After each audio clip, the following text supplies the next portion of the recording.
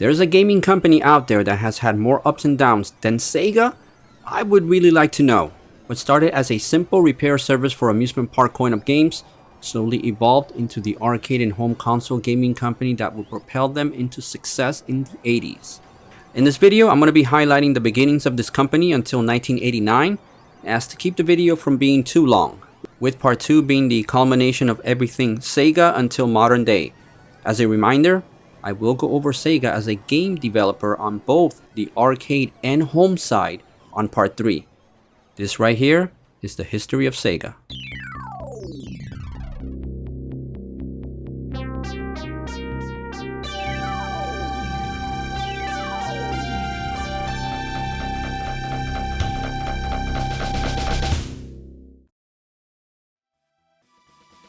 Now, in order to get started, we're going to have to go way back, and I'm talking way back, to a time when there was no internet, no gaming as we know it today, TVs didn't even have color, and radios were the main method of obtaining your news and entertainment.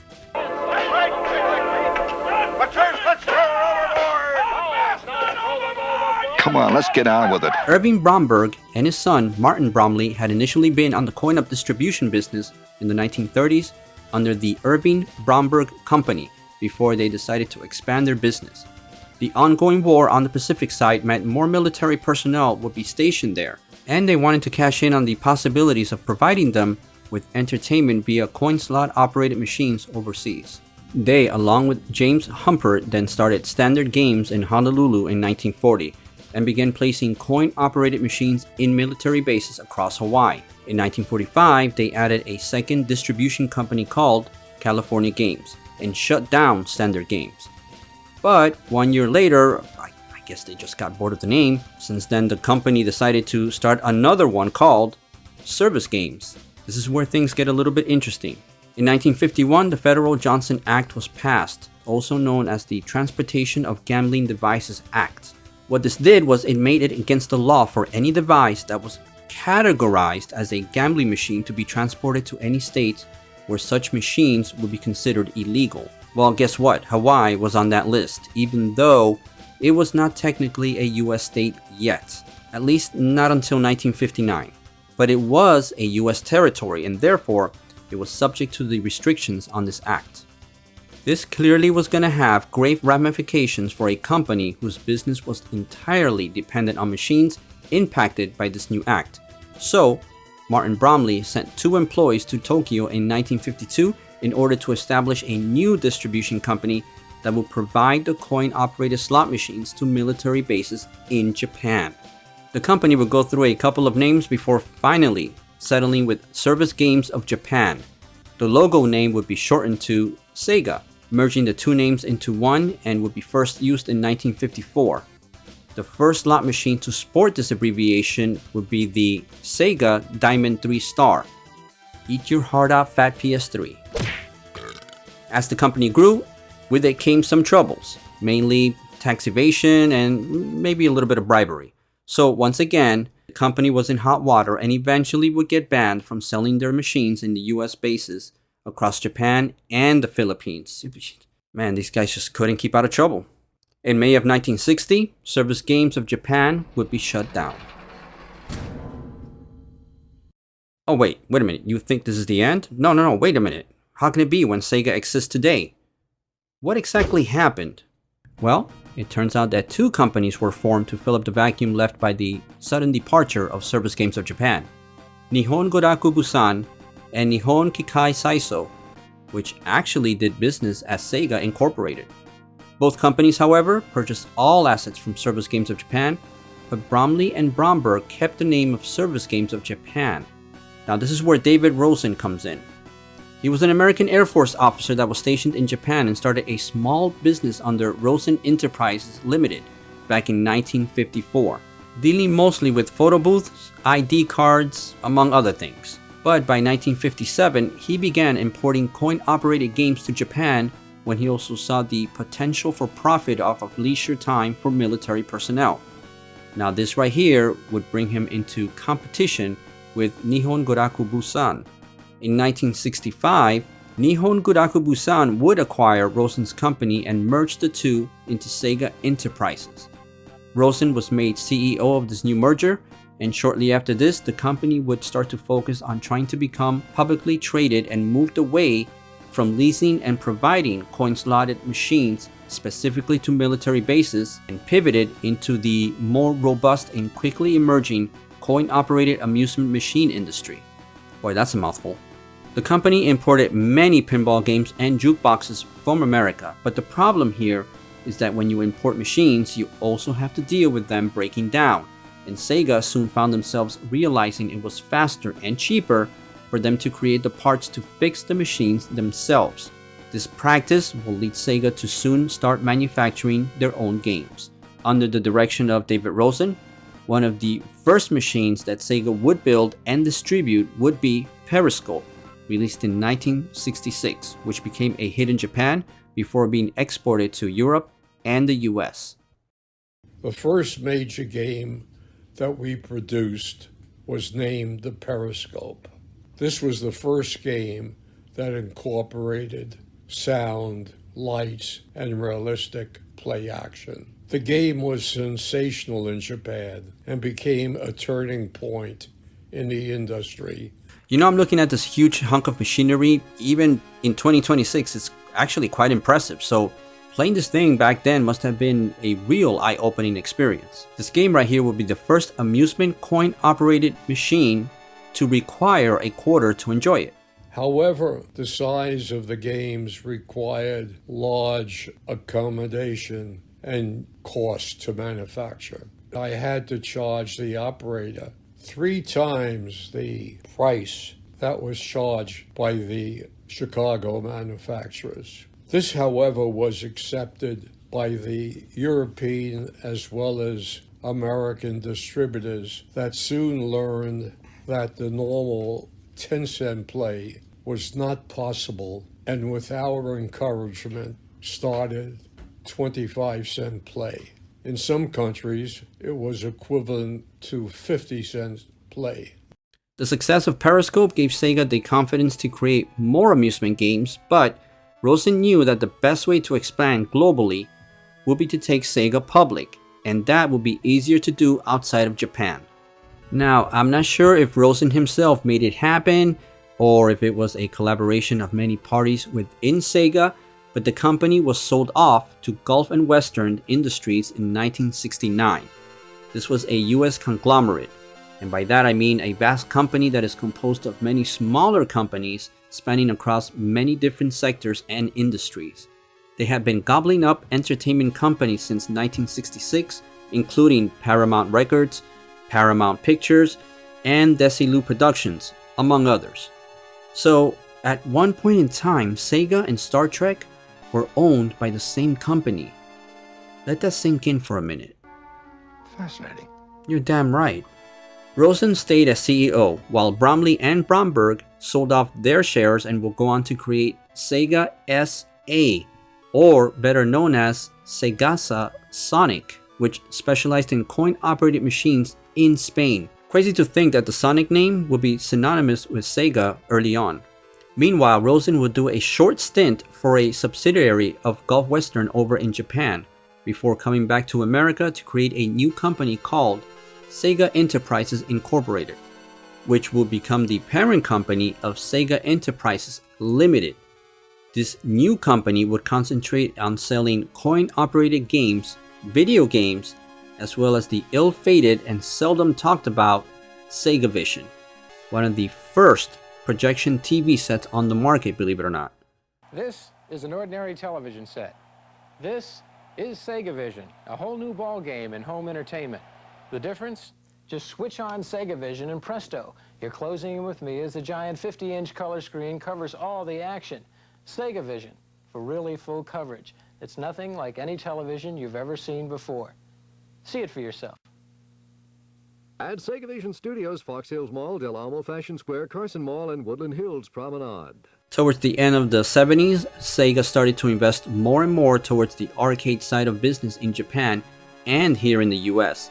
They purchased a 50% stake in Kingdom of Oz, a company that owned many arcade joints throughout California malls, and by 1976 had taken full control of the company and its locations and renamed them all Sega Centers. With the rise of popularity of the Chuck E. Cheese Pizza Time Theater around that same time, Sega wanted a piece of that pie, and by 1980 also invested into opening up PJ Pizzazz, a similar arcade family center in West Covina, California. This place is more mysterious than Bigfoot and UFOs combined, because I can't find any damn info on it other than some photos that you see right here.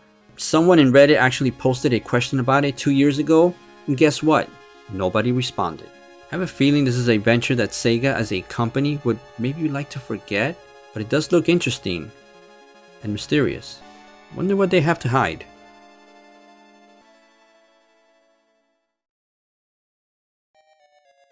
By the very late 70s, Sega had made 2 acquisitions to help them further their plan to expand on the arcade side of business. They bought out Gremlin Industries, which manufactured microprocessor-based games, and Esco Bouquet, which at the time was being led and owned by Hayao Nakayama, which would then become executive vice president of Sega Enterprises before having a more prominent role in Sega's history down the road. Now, before we leave the 70s, a quick note here is that Sega had a few arcade hits under their belt, and that side of business was generating good revenues. 2 notable games that I have to mention are Head On, which is a racing versus game where you speed through a small maze collecting dots while trying to avoid the other car. You know, this game would be released 1 year prior to Pac-Man, which popularized the dot chase gameplay for hundreds of others to mimic. Oh Sega, you were so close to having a reason to bring a lawsuit to Namco. So close. Second game I want to mention here is Wild Gunman. Now, while most out there will probably immediately think about the NES game by the same name, did you know that the NES game is actually a remake of sorts of the arcade game by the same name, which was released all the way back in 1976? And while the game was developed by Nintendo, the arcade cabinets would be manufactured by Sega themselves. To think that a few years later these 2 companies would be competing fiercely on the home console side. But for a short while in the 70s, they were business partners. Flash on the screen. Shoot. So by now Sega had been seeing success in the arcade side of the business, with healthy revenue numbers surpassing $100 million, yet David Rosen was not so skeptical on the future of gaming. He urged the board of Gulf and Western to buy out the minority shareholders of Sega, himself included, fearing that the industry was headed for a downturn. The company, however, was trying to stay innovative heading into 1981. They released the G80 arcade board, which was meant to introduce the ability to swap out games on the arcade cabinets in as little as 15 minutes. This is similar to the Deco system by Data East, released in 1980 in Japan, and then the Neo Geo MVS, which popularized the term since it was the most successful one on release all the way in 1990. In 1982, Rosen's fears came true. That was the year of the great video game crash here in the US. Even though the crash affected the console side more than the arcade business, the arcade side of things still lost plenty of money. So much so that Gulf Western wanted out and sold all their licensing and manufacturing rights to Bally, and also sold the Sega Centers. Yet they kept the Sega name and operations here in the US, as well as their Japanese counterpart, Sega Enterprises Limited. However, all PJ Pizzazz locations would be shuttered. A moment of silence, please, for PJ Pizzazz.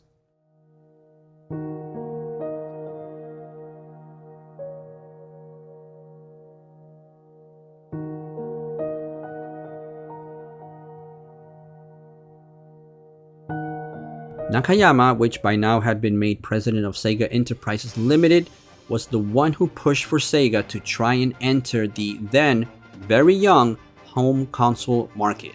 Sega decided to produce a low-cost computer system that would be affordable to the mainstream consumer. Thus, the SC3000 was initially targeted as Sega's home entry machine.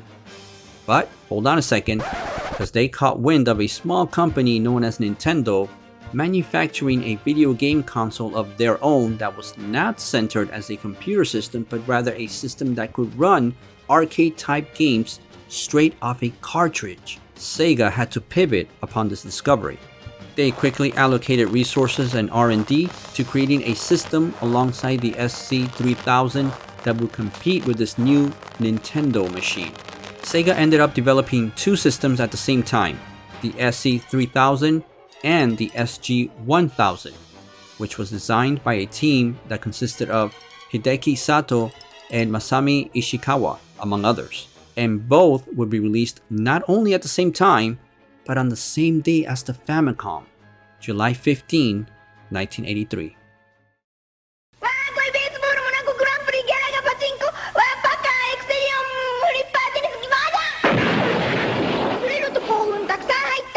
Sega ビデオゲーム SG1000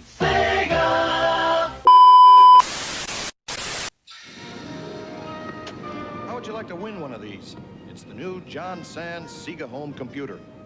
Burger Rings are giving away 50 of them. You'll find all the details on Burger Rings packs. Sega turns your TV set into a real computer. You can learn programming, play games like Starjacker. Just make sure you save your next Burger Rings pack. Now, some out there might think, this is a bad strategy, that's horrible. Putting so many resources at two systems at once for a market that was still then unknown in terms of profitability and overall impact. That was a huge and expensive risk that Sega took. But you know what? That's just it. The market was very young, and if Sega could corner both markets or even one, it would mean another stream of revenue for a company that was feeling the pinch on the arcade side of things. The SG-1000 was initially a success out of the gate, selling far more units versus what Sega themselves had predicted, and Nintendo kind of had a hand in that. You see, initial batches of the Famicom came with faulty integrated circuits, causing many of their units to be returned and many others to question whether the Famicom was a system that could prove to be reliable in the long run. However, one of the problems that the SG-1000 did have was not faulty chips or circuits, but rather having little to no third-party support. This was not due to the infamous Nintendo Monopoly system they implemented here in the States, but rather it was kind of Sega's own fault as well. Their competitive business approach in the arcade side with other manufacturers and developers meant that those same companies would not back the SG-1000, at least not for the time being. This right here gave Nintendo enough time to not only fix the problems with the Famicom, but it also allowed them to court those same developers to their side, and thus giving the Famicom a larger and more robust library of games. In November of 1983, David Rosen, the man who would help take Sega public by selling it to conglomerate Gulf and Western, spearheaded Sega into the arcade side of business more prominently, would step down as president of Sega Enterprises Limited and remain only on board as a consultant. But he still had one more card up his sleeve. In his place would be Jeffrey Rockless, new COO and president of Sega Enterprises Limited. By this time, Gulf and Western owned a 91% stake of Sega, but Rosen, along with Nakayama, arranged a buyout of the company from them and partnered with CSK Corporation as a financial backer in the transaction. Rosen, Nakayama, and a group of investors secured the purchase of Sega for $38 million in 1984. Now, the video game crash had very little effect on the Japanese side of the gaming market, and Sega saw fit to release an updated model to the SG-1000 called the SG-1000 Mark II, as Sega saw their market share on the console side slowly being lost more and more to the Famicom. But this new model did little to slow the bleeding. Sega needed to do something to get a one-up on Nintendo, especially with the company expanding to the US in July of 1985 in limited exposure. Sega had gone back to the blackboard and decided to create a new system that was based on Sega's System 2 board on the arcades. This was the same team behind the SG-1000, and the overall graphic specs on the system were heavily upgraded to not only compete with the Famicom, but surpass the system in terms of what could be displayed on screen. The Mark III was released in 1985 in Japan, Sega was now confident that they had the proper console to compete and maybe even overtake the Famicom in what was now the Nintendo Entertainment System in the West. As Sega concentrated more and more on how to release and promote the Mark III in the West, less work went into marketing and supporting the SC3000 entry computers that they had released alongside the original SG1000. And so the entry computer system Sega had envisioned as their initial home console to the gaming market slowly faded into oblivion. A moment of silence, please, for the SC3000. In that same year, Sega started a division in Europe called Sega Europe Limited in order to help expand to the West. At around the same time, they also re-entered the arcade market after striking a deal with Bally, which had scooped up manufacturing and distribution rights as well as arcade outlets from Gulf Western. Sega created a division called Sega Enterprises USA to oversee their push back into the arcades across the nation. But just as Sega was planning on redesigning the Mark III for the US launch, their arcade side of business was slowly on the rise. Hang-On rejuvenated the arcade scene upon release. If Nintendo revived the home console market, Sega did the same on the arcade side. Led by the now legendary Yu Suzuki, Sega would go on to amaze us all back then with their new Super Scaler arcade board, which was able to produce what felt like 3D graphics, adding scaling to sprites. The game became a starting point for Sega to introduce to the industry some of the most impressive fully motion cabinets alongside their scaling technology in the coming years, and at the same time solidified the Sega name across the world as a video game powerhouse. Now all they needed to do was ride that same momentum to the home market. So when the Master System was released here in the States in 1986, it had to overcome some hefty bumps on the road to success. Nintendo had already cemented a pretty good foothold across the Western market, so right there was the first big obstacle. But Sega did not help themselves when they partnered up with Tonka, the toy manufacturer, to help with marketing and distribution. That was problem number 2. But one of the biggest that would go on to haunt Sega for a few years was the contract that Nintendo gave to developers if they wanted to make games on their console. By locking them down to only make games for the Nintendo Entertainment System, Sega was left to create almost the entire library of the Master System on their own. If you want a real breakdown of what happened to the Master System and why it failed here in the States, please watch my video where I celebrate the Master System's 40th anniversary, but also go over everything else that went on during its run here in the US. Sega's plan for dominance, or even a moderate successful run on the home side, was not going so well. Sega was losing money, and the only reason that they might have stayed afloat during those years was thanks to the very lucrative arcade business that they were able to steer simultaneously. They continued to deliver some of the most memorable arcades outside of the scalar boards, thanks to the System 16 and System 18 boards, which would provide such classic titles as Golden Axe, Shinobi, Altered Beast, and Alien Syndrome, and that's just a few of them. However, there was a new threat on the video game home console side of things. Over in Japan, NEC, alongside Hudson Soft, would release the PC Engine in October of '87. This new system, sporting graphics and colors that almost rivaled those found in the arcades, was way more powerful than the Mark III. Sega was no longer the more advanced system on the market. And if that alone wasn't bad enough, the PC Engine was a massive success at launch, selling close to 500,000 units in its first week. Luckily, Sega was already hard at work on a successor to the Mark III. In order to gain a lead on their competitors, Ishikawa and his team decided to use a 16-bit CPU for their next console, using the System 16 board as a stepping stone in trying to bring that arcade experience home. The design of this new console was created by a team led by Mitsushige Shiraiwa, and he wanted to create a shell for the system to resemble audio equipment, which helped to give it a more mature look. The golden 16-bit letters and numbers were placed on top to augment that sense of power that the new system was bringing into the market. The Mega Drive would be released on October of 1988 and will go on to sell out all 400,000 units, which was all that Sega could produce and ship out to retailers that first year. David Rosen and Sega in general had a problem though.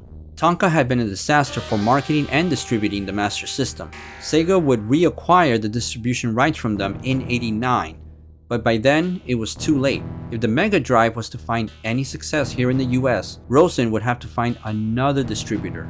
He managed to speak to Jack Tramiel, which was president of the Atari Corporation at the time, in the hopes of getting Atari to partner in distribution for the Mega Drive. Jack Tramiel turned him down since he wanted to concentrate more on the Atari ST computer lineup. Sega then decided to use their own Sega of America subsidiary to market and release the system. First, they needed to agree on a name. Rosen was not happy with the name Mega Drive and wanted a name that would commemorate a new beginning for the Sega brand on the home console side after the Master System debacle. Now, I'm not sure if Rosen himself came up with this new name or if it was a collaboration from Sega staff, but this new system finally got a name for the US launch. Genesis. Genesis? Yes, Genesis. Yep, that sounds about right. This system right here was our introduction to the 16-bit market and released in September of 1989, with the TurboGrafx 16 being released just a week after the Genesis. But for the launch in Europe in September of 1990, Sega kept the Mega Drive name because the Sega brand had performed much better in Europe than it did here in the US. It did not need a new beginning, just a worthy follow-up. 16-bit graphic technology and 10-channel mega stereo sound. The most advanced video game system in the universe. Yes! Mega Drive from Sega. In Brazil, the Mega Drive would be released just a year after the Master System, but both were marketed and distributed by Tectoy and had great success there for many years, reaching a 80% penetration rate in that market.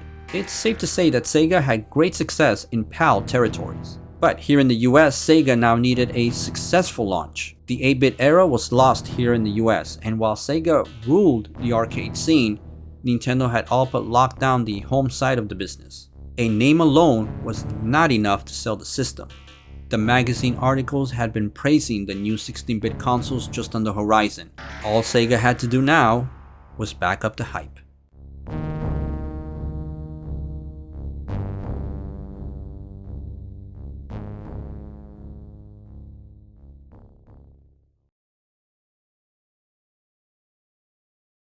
Genesis?